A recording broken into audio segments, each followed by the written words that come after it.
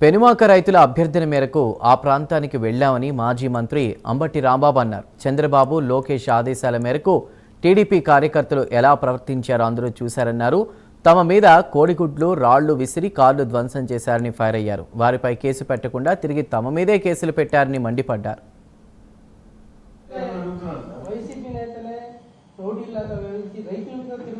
చూడమనబ్బా, వీడియోలు ఉన్నాయిగా, సోషల్ మీడియాలో ఉన్నాయి, చూపించమను. నాకేం అభ్యంతరం లేదు. ఎవరు రాయేశారు చూపించమను. రాయేసిన వాడు కనపడ్డాడు కదా, రౌండ్ చేయి, చూడండి. స్క్రీన్ పెద్ద చేసి చూడమనండి పోలీస్ డిపార్ట్మెంట్ వాళ్ళని. వాళ్ళు చూడరు, కేసు పెట్టేస్తారు ముందు. ఏంటి ఏమో అనేగలుగుతుంది. ఎందుకు వెళ్ళారంటే అది పాకిస్తాన్ ఏమో. అది ఏమన్నా పాకిస్తానా? ఏమన్నా వీసా కావాలా? అమరావతి వెళ్ళడానికి పర్మిషన్ కావాలా? వీసా కావాలా?